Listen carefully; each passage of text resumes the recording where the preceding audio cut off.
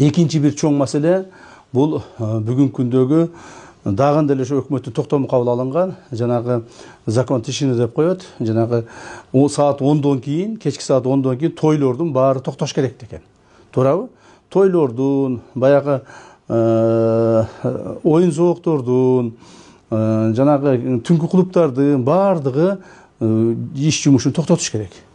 Элге эртең мененки таңкы саат 7ге чейин тынчтыкты бериш керек деген бизде токтом кабыл алганбыз. Бирок ал дагы аткарылбай атыптыр. Аны мен кантип билдим? Аны мен мына жакын деле ошол мамлекетибиздин түндүк тарабында Бишкекте бир коллегабыздын тою болду, ошол жерге бардым. Алардын тою түнкү саат 12 чейин уланды. Эч ким аларга тийген жок. Андан кийин кече эле мына Жалал Абадта ошол бир туугандарыбыздын тоюна бардым. Алардын тою дагы түнкү саат 11ге чейин уланды. Эч ким чыккан жок. Так. Демек, жерлерде ошол жанагы айтылган өкмөттүн токтомунда кабыл алынган тынчтыкты сактоо, саат 10дон кийин тынчтык сактоо бул такыр аткарылбай атат да, аткарылбай атат. Аны аткартыш ким караш керек эле? Кимдер муну аткартыш керек эле? Муну кайра эле ошол шаардын мэрлери, райондун акимдери, облустун губернаторлору, жергиликтүү бийлик органдарынын өкүлдөрү ошону карап, ошону аткартыш керек эле. Токтомдо так жазылган алардын милдеттери. Бирок алар ага көңүл бурбай атышат.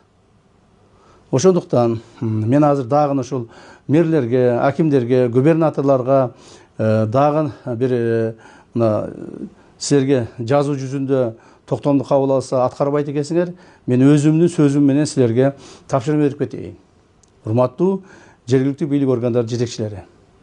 Бир дагы жерде саат 10дон кийин бардык тойлор токтош керек. Оюн зооктор токтош керек. Түнкү клубтар токтош керек. Кафе, ресторандар ишин токтотуш керек түнкү саат 10дон кийин. Эгерде кимдир бирөө кайсыл бир ошол ресторандардын оюн зоок өткүзгөн же болбосо жанагы тойлорду өткүзгөндөрдү ушул тартипке баш ийбей турган болсо, анда светтерди өчүрүп койгула. Светтерди өчүргүлө. Бул биздин өкмөттүн кабыл алынган токтомунда так жазылган. Аны аткарбай атпайсыңарбы? Ошондуктан бүгүндөн баштап, мына бүгүн 13 ноябрь, бүгүндөн баштап бир дагы жерде Кыргызстандын бардык территориясында саат 10дон кийин той болбош керек. Тойлорду 10го чейин жасагыла. 10дон 10 мүнөт өткөндө ресторандардын свети толук өчүш керек. Толук өчүш керек.